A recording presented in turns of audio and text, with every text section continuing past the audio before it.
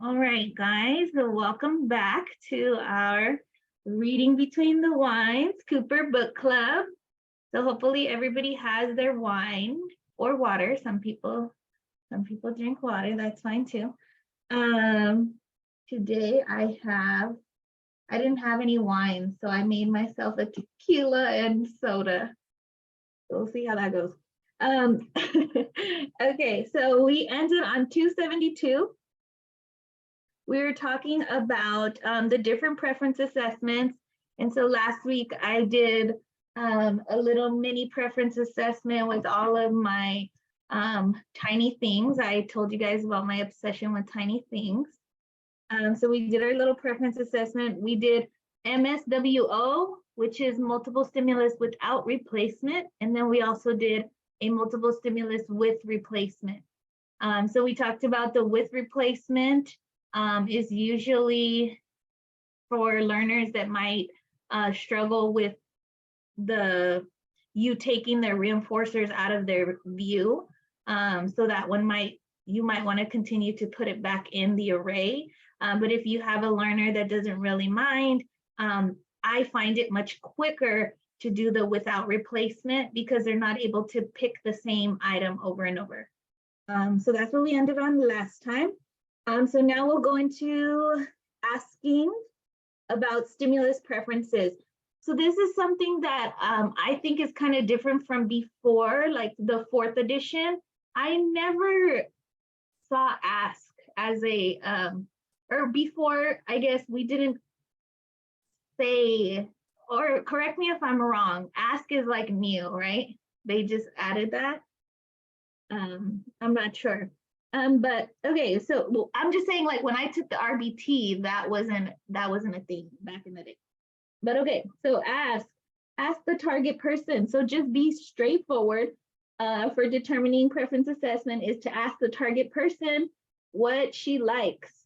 So it would be a simple Morgan, what do you want to work for today? So what's your MO for today? Wine. Okay, that's a good one. So her MO is wine. So I was able to just quickly gather that information. And that was just by asking her. It says, with a list of choices, or asking her to rank order a list of choices. So maybe I give her a list of 3 items. I'm like, hey, do you want wine, Kool-Aid, or water? Which one do you want to work for? And she kind of tells me, well, wine. I'm like, okay, well, which one I guess is second best? She's like Kool-Aid and then water last. I don't know, something like that. So there's different ways that you can ask. So there's open-ended questions. So depending on the learner's language abilities, an open-ended assessment of stimulus preference can be done orally or in writing.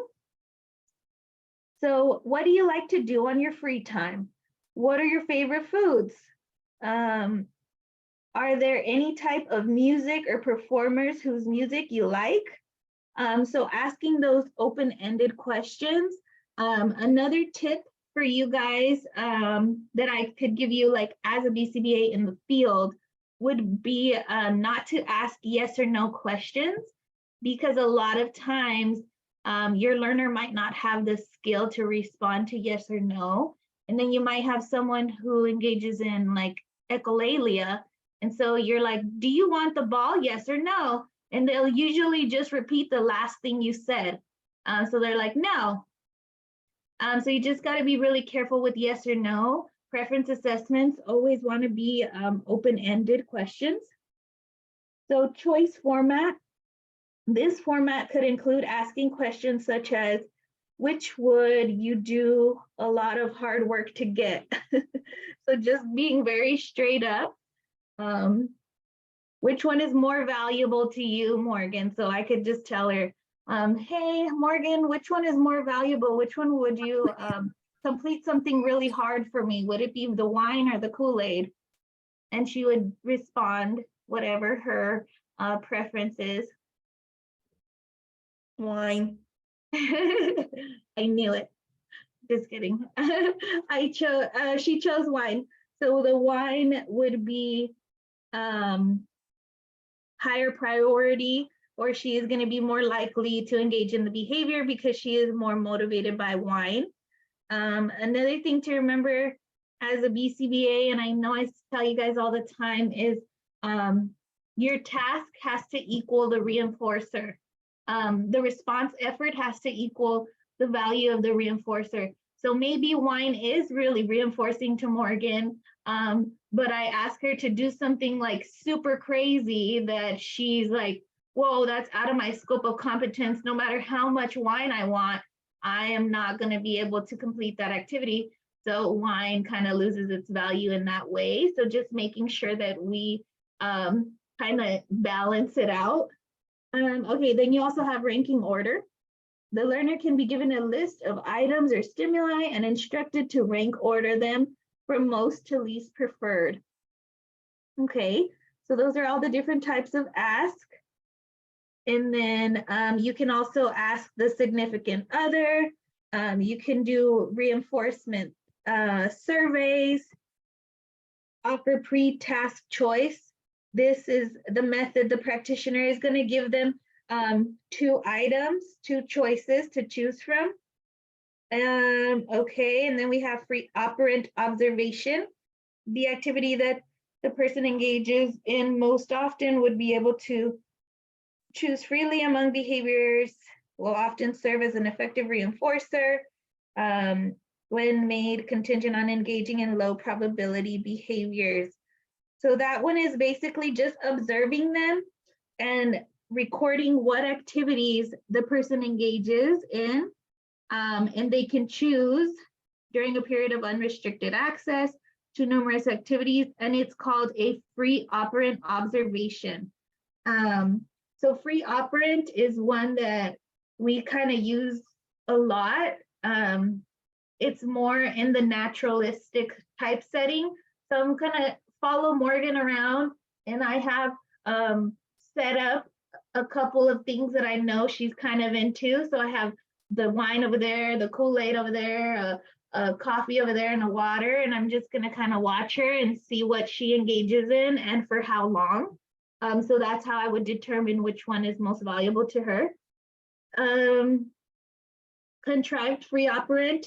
Okay, so I guess this would be a little bit more so like the scenario that I just described. So practitioners use contrived observation to determine whether, when, how, and the extent to which a person engages, which each of a predetermined set of activities and materials. So the contrived is going to be more experimental, more I set it up in a way, versus her just coming over to my house and going straight to my wine cabinet or something. So that would be just free operant versus the contrived. I set it up in a way. And then you have the naturalistic, which is the one that we talked about. She just comes into my house and goes straight for the wine. So that was more naturalistic. I didn't set the environment up in any way. Trial-based methods. Those are the ones that we talked about, the MSWO and all of those. So you have your single stimulus. So let's see, let's give a little bit of info or things that you guys like to remember for each one. So what about single stimulus? Is there anything that's special that you guys like to remember for single stimulus? Let me get my notes.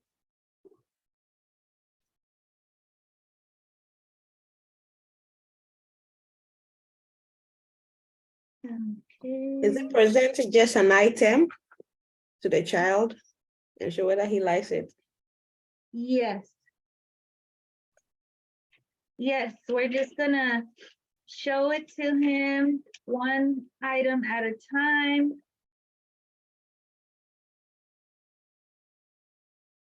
Oh, I always, let me just prepare my notes beforehand.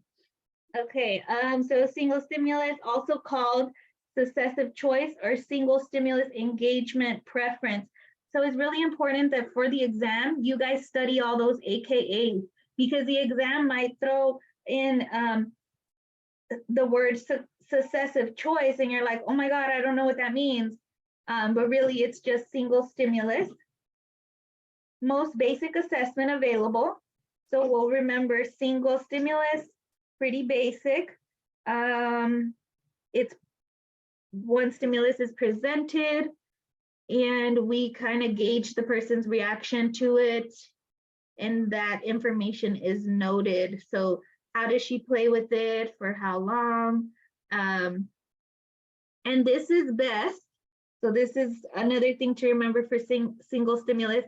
It's well suited for individuals who have difficulty selecting among two or more stimuli. So they might not have the prerequisite skills of discriminating between items. So that's when you might want to use a single stimulus preference assessment. Okay, and then we have paired stimulus. So that's going to be 2 at a time. We also call that forced choice. Choices, as we know in ABA, will be your hero. So if your child is engaging in lots of behaviors and you want them to do something, they're more likely to do it if you give them choices. You want to do this or this. So choices are your best friend in ABA. So paired stimuli is going to be a paired stimuli presentation, often called forced choice. So we're going to present 2 items simultaneously and then record which of the 2 stimuli the learner chooses. Each is matched randomly with all other stimuli and proposed in the stimuli in the proposed group of stimuli to be compared. The number in the group is at the discretion of the analyst. So you can pair up to however many. So that's your paired choice. And then we talked about multiple stimulus with and without replacement. And I gave you guys a little, I guess, BST on how to run it. Okay, so now we could go into reinforcer assessment. But before we do that, does anybody want to share? We like to give like clinical examples to make it easier for us to understand. So I like to kind of open it up to you guys and maybe explain one type of preference assessment. Maybe what's your favorite, or which one do you use most often? And then what does that look like for you guys? Because we have people in different settings. Some people are in schools. Some people are in clinics. So whatever, if anybody wants to give us an example.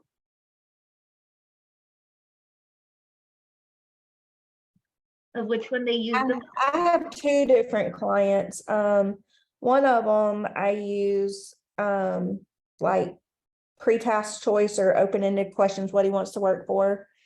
He has a token system. And then the other one is kind of free operant. It's also based on a token system, but he's not verbal enough to tell me what he wants to work for. So he gets his tokens and then he can choose whatever he wants to work for after that. Yeah, perfect. So she gave a good example of kind of why we would use a free operant. So if he's nonverbal, I'm not going to ask him an open-ended question, because that's just setting him up for failure. So she just follows him around and kind of sees what he engages in. Oh, another thing that I was going to tell you guys. This is one of my biggest pet peeves. They can change their mind. It's okay. So a lot of people will be like, okay, Morgan, what do you want to work for? And I gave her some choices or open-ended question, and she's like, I want the wine. I'm like, okay, so we get all our tokens, Morgan finishes, and I'm like, all right, Morgan, here's your wine. And she's like, you know what, actually, I'm kind of thirsty. Can I have some water?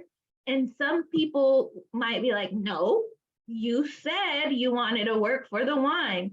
It's like, no, it's okay to change your mind. Like sometimes I go to the store wanting something, but I'm like, oh, you know what? Actually, I don't want that. I need this instead. So that's okay.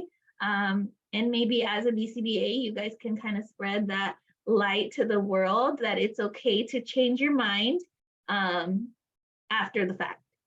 I don't know if anybody else has ever encountered that where they're like forcing a reinforcer and it's like, it's supposed to be a reinforcer. She has to actually want it. And it's okay for her to change her mind. Anybody else, any questions or anything before we go on to reinforcer assessment? Or schedules of reinforcement, I'm sorry.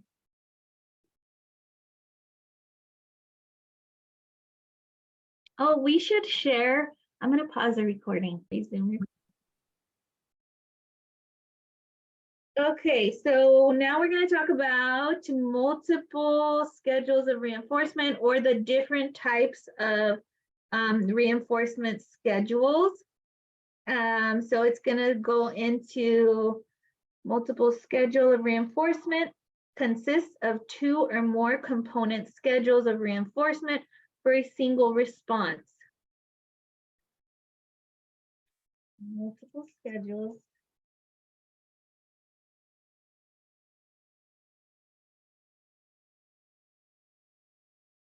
Okay, here we go. Here's my notes.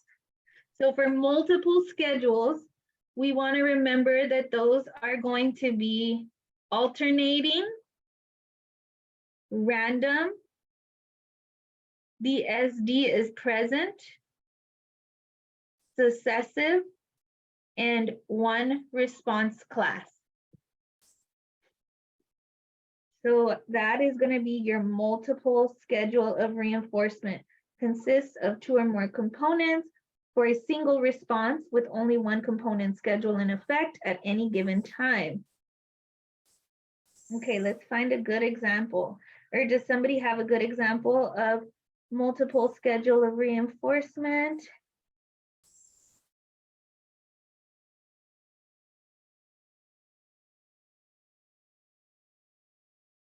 Okay, for example, if a practitioner wanted to use a multiple schedule to assess whether social attention functioned as a reinforcer, she would provide social attention contingent on occurrences of cooperative play. When one component of the multiple schedule is in effect, and during the other component, the practitioner would present the same amount and kind of social attention, except on a fixed time schedule independent of cooperative play. So she's doing non-contingent reinforcement. And what was the other one?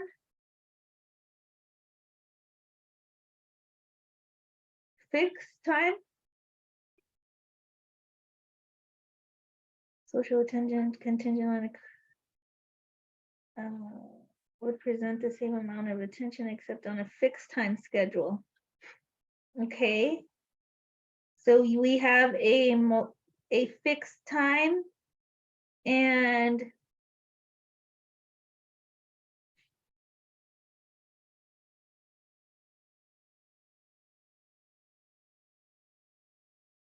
fixed time and non-contingent.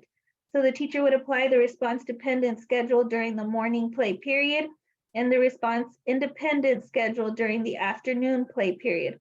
If social attention functioned as reinforcement, cooperative play would likely increase over its baseline rate in the morning periods, and because of no relation with cooperative play, attention would likely have no effect in the afternoon period. Okay. Recording. Okay, so this is not my visual, but I wanted to share it with you guys in case you want to kind of copy it down. It really helped me to understand the differences between all of the schedules of reinforcement. So right now we're talking about multiple stimulus or multiple schedule, I'm sorry. And it breaks it down into how many behaviors are involved, Is there an SD with the schedule? And some keywords to remember. So with multiple schedule, you want to remember that it can be one or more behaviors. It will have an SD, and they will be random. Okay, and so then which one is next? Progressive ratio. Provide a framework for relative progressive ratio schedule. Increase systematically over time, independent of the participant's behavior. Okay, so which one is that? In low response, FR1 may not predict the effectiveness of a stimulus reinforcer and a higher response.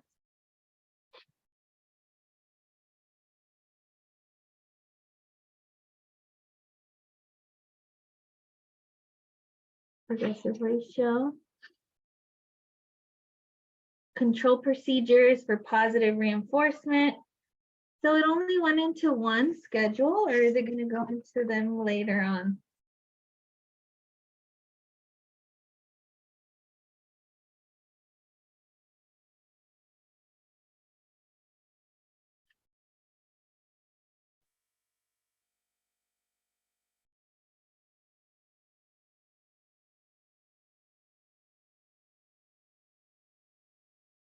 Okay, another thing to note is remember that preferred stimuli do not always function as reinforcers, and stimulus preferences often change over time. There's different ways to conduct them. You can either do direct data methods. You could take a survey. Control procedures for positive reinforcement. Okay, so then it goes into talking about control. Positive reinforcement control procedures are used to manipulate the contingent presentation of a potential reinforcer and observe any effects on the future frequency of behavior. Control, as the term is used here, requires an experimental demonstration that the presentation of a stimulus contingent on the occurrence of a target response functions as positive reinforcement. Control is demonstrated by comparing response rates in the absence and presence of contingency, and then showing that with the absence and presence of the contingency of the behavior can be turned on and off or up and down. So that was a very complex way of saying that reinforcement helps you to establish, what am I trying to say? Control. Functional control. No. Hey. Right. Like I guess like stimulus control. So like oh my God, I'm having a brain fart. Like where you tell the therapist like you need to pair yourself as a reinforcer so that you can have instructional control. Oh my God, my brain. I'm so sorry, you guys. I just like worked all day, and you know our field is so tiring. So I come and I continue to spit the ABA word, and sometimes the words just go away. But yes, basically that's what they're saying. So we tell our RBTs that all the time, right? You're like, hey, make sure that you are pairing yourself as a reinforcer. That way you can establish instructional control, and you'll be able to get the client to basically engage in the behavior that you want because you are using reinforcement effectively. Reinforcement is so important. And as a BCBA, you guys are going to be giving these speeches all the time where it's like, make sure that you are reinforcing them immediately following the behavior that you want to increase. So that's one of those things that as a BCBA, it feels like you're like a broken record because they might, let's say, again, my example is always the potty training thing. So we're reinforcing every time they void. And so we give them let's say goldfish every time they void in the toilet, but then you have an RBT who might have forgotten. And so she gives it to her when she is walking out of the bathroom. So your reinforcement is no longer effective, and you no longer have that control. So what I always tell them, I try to make it easier for them to understand. Cooper makes it so complex, but what I tell them is you're blurring the contingency. You're making the contingency unclear. And so basically what it is you're losing that control that the goldfish had over her using the restroom or voiding in the toilet. So that is a fancy way of telling us that positive reinforcement helps us to establish control over behavior. So basically you could turn things on and off using your positive reinforcement. Using reinforcement effectively. That, for some reason, I highlighted it. So looks like it's something we should know. So using reinforcement effectively. Guidelines for increasing the effectiveness of positive reinforcement interventions include set an easily achieved initial criterion for reinforcement. So we can break this down into like real life so that it will make more sense to us, right? And like I tell you guys, I ABA everybody. I ABA my boyfriend, my kids, my dog, myself. So an example can be setting an easily achieved initial criterion for reinforcement. So you want them to be able to gain access to reinforcement. I'm not going to set some crazy expectation and then Selena never gets access to reinforcement, and so she's not motivated. So I'll give you an example. So for myself, I'm trying to shape my behavior of increasing my gym attendance, let's just say. So Selena's trying to work out more, but I want to make sure that I set a criterion for my learner that is easy for her to achieve. That way, once she masters that out, then we can increase it.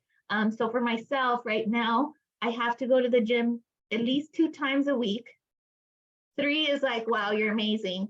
But 2 is the goal, which is not much, but to a person who doesn't work out at all, that's pretty tough, you know? And then I'm a BCBA, I work full time, I have 2 kids, and they're in sports and, you know, like life. So set the criterion to something that is easy for her to achieve initially. Okay, use high quality reinforcers of sufficient magnitude, especially in the beginning, right? So maybe in the beginning, I'm going to set like some high quality reinforcers, which could be like edibles or something that's really, really reinforcing to Selena. So mine is that I get access to wine. So if I go to the gym on Mondays and Tuesdays, I get to drink my wine with you guys on Wednesdays. But if I didn't go Monday, Tuesday, then I have to wait until like Thursday or Friday. So yeah, so we want to make sure that our reinforcers are high quality with sufficient magnitude. Wine is pretty high quality for me, so I would say that that's a good motivator.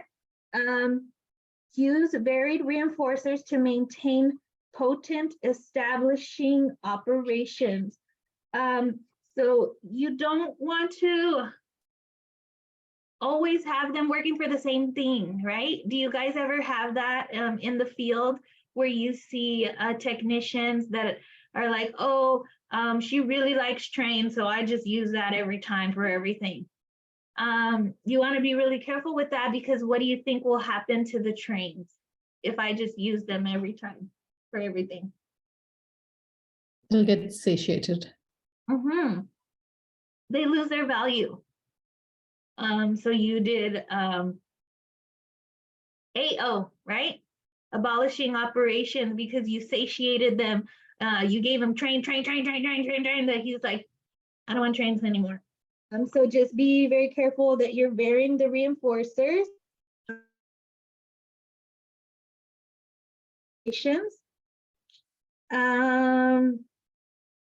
Use direct rather than indirect reinforcement contingencies when possible. Direct rather than indirect. Okay, somebody else give an example of using direct rather than indirect.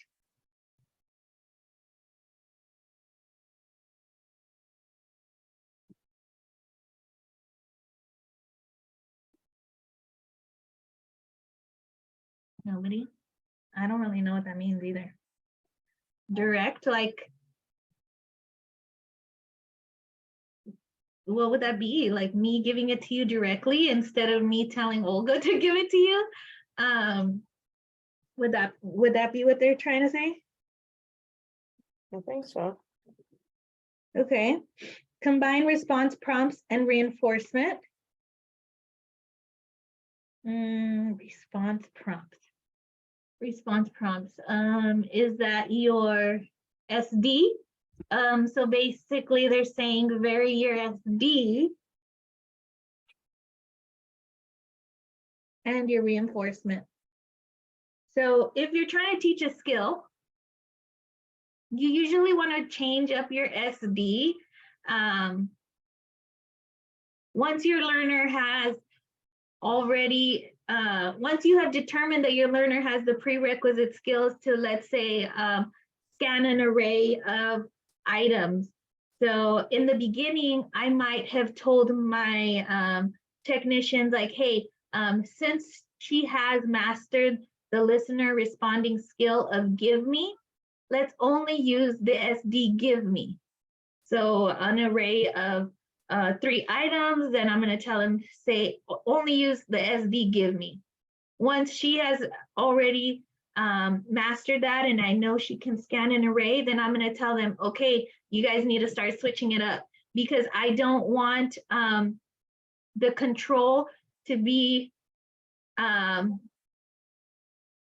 don't know how to explain it. Like, I don't want to mess them up. I don't want her to think that every time I say give me, she gives me Kool-Aid or something like that. So you want to make sure you switch up the SD, give me, point to, and all of that. So switching up your response prompts and reinforcement. Initially, we reinforce each occurrence of the behavior, right? So we all know that as BCBAs or as technicians. I guess the technicians don't really have that power, but you as the BCBA, you're in charge of determining like, hey, we're gonna be on an FR1 because this is a young learner and I need to reinforce her every single time she does it because I'm trying to teach her what the contingency is and establish that instructional control. And once I've established instructional control, then I'll be able to kind of change her reinforcement schedule where it's not going to be each occurrence anymore. I might do every other, so I might switch her to a varied. So initially, and for, let me put it in behavioral terms, for intervention, so for skills that are in intervention, we're going to reinforce frequently because those are new skills. And then let's say a skill that is already on maintenance, so it's already been maintained. I'm gonna put that one on like a varied schedule of reinforcement. So our goal is always to go from fixed or from reinforcing every occurrence to kind of backing ourselves out because, and I give you guys this example all the time, it's unnatural for you to get reinforced for every single thing and every single time. And I always give the example, I'll use Crystal as my person. So Crystal, she doesn't have somebody there following her around as she's getting ready in the morning, like, good job brushing your teeth, good job getting up, good job going to work, good job doing your job. I don't know, whatever. It's unnatural. And so eventually we want to fade ourselves out where we don't, they're not required a reinforcement for every occurrence, but initially provide contingent attention and descriptive praise. Oh, this is why I highlighted this, because this is important for your RBTs. This is stuff that you could be telling them to make them better technicians. So provide contingent attention and descriptive praise. So basically what we're saying is provide them high levels of reinforcement when they're engaging in the behaviors that you want them to engage in, right? The behaviors we want to increase. And then you also want to make sure that you're very descriptive in your praise. I tell my therapist this all the time. So whenever you are reinforcing them, I'm going to say, good job washing your hands, or good job, I don't know, good job doing it like me. So if I'm like, do this, and then they do it, oh, wow, good job, I love how you clap like me, or something like that. Just being very, very descriptive. That way they know and it's super clear. You want to make sure that your contingencies are very, very clear, so that Morgan or Crystal, they know what they're being reinforced for. Gradually increase the response to reinforcement delay. Okay, so as they start to, so basically what I was saying, right? We eventually want to fade ourselves out. We don't want to be reinforcing her every single time she voids in the toilet with the goldfish. That doesn't make any sense, because in the real world, nobody's going to be there popping goldfish in my mouth every time I go to the potty. So maybe switching it up to just social praise. And then from the social praise, it's like just becomes reinforcing in the fact that I don't pee my pants or something like that. So gradually increasing the response to reinforcement delay, gradually shifting from contrived to naturally occurring reinforcers. So that's basically the example that I just gave you. So contrived would be the goldfish for going potty. I contrived that. That was very clinical. I used ABA and I did all of this stuff. I created a plan for mom, and I'm like, okay, mom, this is what we're gonna do. But we're not gonna do it forever. And you guys will find a lot of times, like from my year as a BCBA, I've encountered a bunch of weird things that I didn't study, that weren't on the task list, that weren't in Cooper. And one of them is always parents coming to you and saying, I don't want to have to give her something every time she does something. So you have to be really careful with your reinforcement and making sure that you are backing yourself out and that you're not making them become dependent, I guess, like kind of prompt dependent on that reinforcement, that he can no longer do anything because he's just waiting for a goldfish for everything. So that's one thing to, I guess, keep in mind.